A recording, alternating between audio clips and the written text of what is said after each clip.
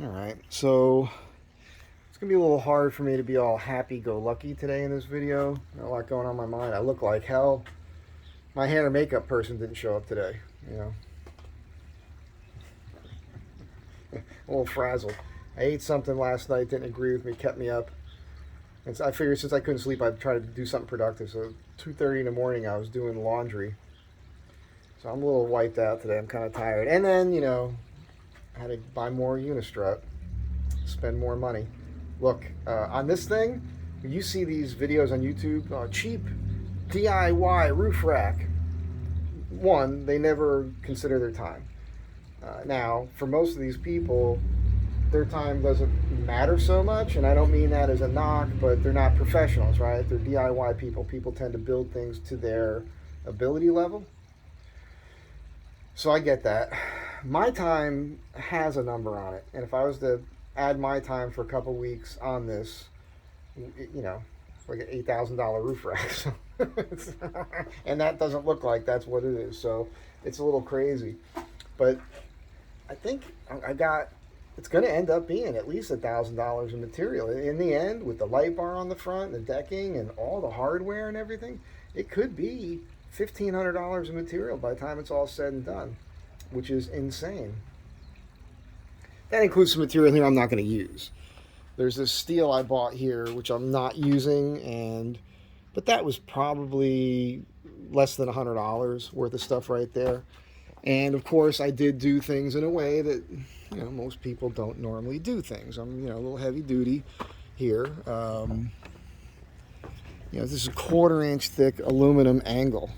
Those were 12 footers. And, you know, 1/4 inch thick aluminum for the mounting plates and all the hardware and everything else.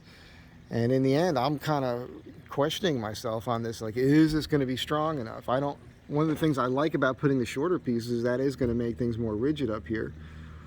So I don't know. I also made these a hair long, and I didn't correct it before I started bolting things to it. So yeah, maybe I'll show you. See what happens when you don't get any sleep? Nothing new here, right? You guys are used to me going over this stuff. So if I put this on this edge here and follow that angle, you can see, I don't know if you can see it. I can't even see it, but you could probably see where I'm at. There we go. So I'm actually high of the rubber there by about 3/8 of an inch. Now, I think, I could be wrong, frequently, right? That might be okay if I run a windscreen down there and wrap some fat rubber around the bottom of it where it almost touches that. If that becomes a problem, then I'm going to have to do that compound cut. And I was looking at it, I could do it. I could adjust my saw with that angle, cut it from the top. I've got the Fest tool with the metal cutting blade. I've got the big one, so it'll cut that length, I think. Otherwise, I have to take it off and flip it to cut it the other direction. Because it grows. You know, originally I cut it from here, running the saw that way, in that direction. If I run it here at this direction, then this is way over 2 inches, but I know my saw can cut, I believe, over 3 inches deep, so it might still be okay. I might be able to repair that. I might not have to touch it. It might work out. So, yeah, a lot of money. Way more money than I ever want to spend. I don't have this kind of money. Not to be spending on this. I should be spending on other things. Now, I just got back from the store. They still don't have everything. Hey, look, back to the videos with the cheap Unistrut pricing. You know, dirt DIY, dirt cheap. You know, if I did this 3 years ago, it might only cost me $500 to $800 in material. You know, Unistrut, a lot less money. I mean, one piece of this, they come in 10 footers. It's $30 now. I think that stuff was like $12 a couple of years ago for the same thing. So, you know, we're getting, you know, this whole pandemic thing, I don't want to go off on a tangent with this. If you paid attention in the beginning with the real information, when you knew the masks didn't work, and you knew that most of the people were really getting sick and passing on, had comorbidities and all these other things, I'm only bringing this up because these idiots that run, the mayor of this city here in LA the other day, and then the governor got their pictures taken at a football game. They're not wearing masks, and their reasoning for that, their excuses for that, it's such bullshit. And people buy it. Like, with a straight face, Garcetti said when he takes pictures with people with no mask on, he's holding his breath. Therefore, he can't get COVID. He said that with a straight face. And people are going to let him get away with that.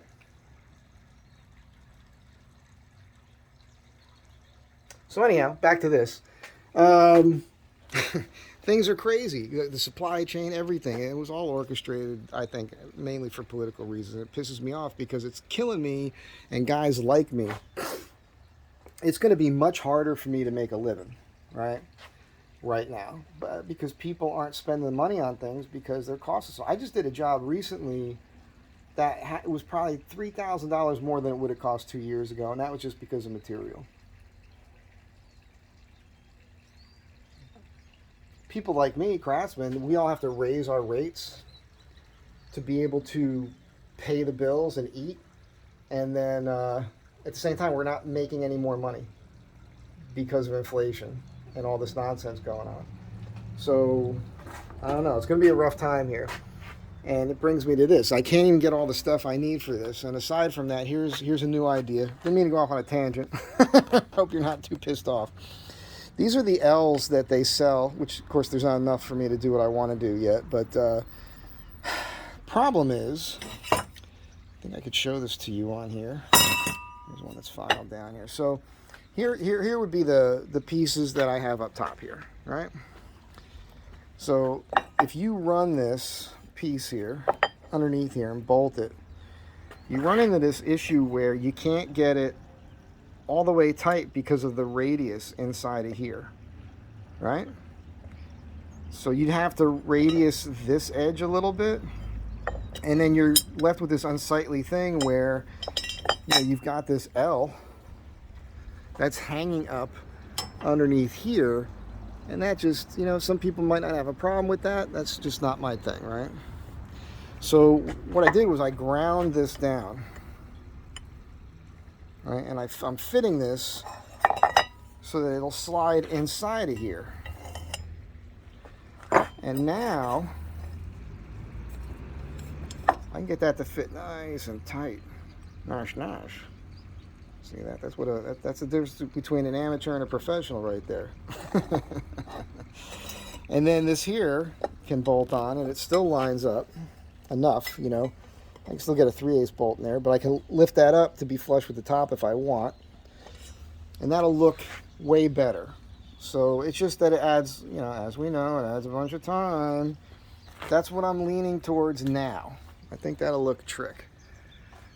So I cut the last 2 long ones. I'm in the process of painting those right now. I'll get those up today. And that's what's happening. Let me show you what's going on inside the van here.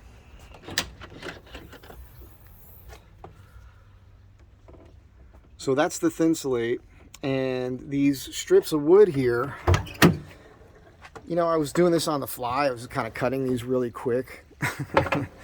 I probably could have given them a slight more bit of tension here and there. So, they're not going to fall, but they're sagging a little. It doesn't matter. They're doing what I need them to do for now. They can all stay there. These marks with the Sharpie I put there, they are marking out the metal ribs up here. These 2 high points right here. And then the center. This will go right up in the center. This can stay in place. I'll be zipping right through this. So I know I was looking at some videos last night, Astro van builds, and a lot of people go crazy. This is a pet peeve of mine. Again, with people building to their ability level. Listen, think it out a little bit more. If you're using 2-by construction material, home construction material in your van build, in my opinion, you're making a mistake. It's kind of over-engineered in a way, but also it's adding a lot of weight that you don't need, and it's you're losing room, you're losing space. Like, and for instance, like this whole thing with the rack, I have to have a rack. The one I had up there wasn't working for me anymore. It was bothering me. I had to solve a lot of issues with that. So I cannot live without a rack on the roof of this thing. I need to be able to put material up there. The roof box holds a bunch of stuff that I need that otherwise would be inside the van. With this new system, I'm thinking maybe I could put a lot of my tools on top again. Maybe some sort of like super heavy duty PVC style covering or bag. And then that'll free up the interior so I could live in it way more comfortably when I'm on the road. These are all important things for me. Have to have it. Can't live without it. And when I look at what people are doing with their interior van builds and putting the framing in and all the over insulation and everything else, you're really shrinking the inside of the van. And you can use self-tapping metal screws right into those ribs if you know how to do it right. You don't want to go through the roof, right? You don't need to put wood strips there.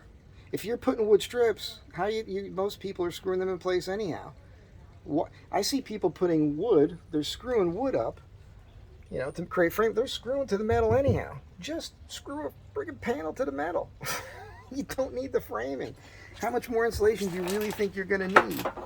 It's over the top. I think many of you are just going over the top. So this is going to be fine. I'll be able to run my ceiling boards up here, and everything will be copacetic, So I'm going to try to stuff some insulation. I bought some foam, but I'm not going to put it in there. One of the things I wanted to mention, okay, this is important, because I have not made this clear to you. It should be clear to you if you've built things in the past, you've done this sort of thing. Everything I've done can be taken out easily. There's no damage going on here. I'm not putting spray foam in. I'm not gluing this stuff down. Nothing. Even the floor will come right out. Right out. Nothing is screwed down there. And it's all been holding in place fine. No problems. I've proved it. So if you're smart about it, you could do something like, let's just think down the road. Let's say I have, God forbid, something happens to me in this van. I have an accident and I survive. Well, I'll be able to easily remove everything from this van and sell it or put it in another van or whatever without any issues. To me, that's important. Everything on this whole thing, all the work I'm doing is all designed to just come right out and not be an issue with that. So that's what's going on with that. This is my update. I'm sorry I look so haggard and might not be my normal happy-go-lucky, high-energy self, because I'm freaking tired, man. And I'm tired of all the bullshit, too. You heard me? Be good to one another. Don't be a sucker. Always remember, never be a sucker. The immortal words of James Cagney. Have a great day, my Astro Van tribe.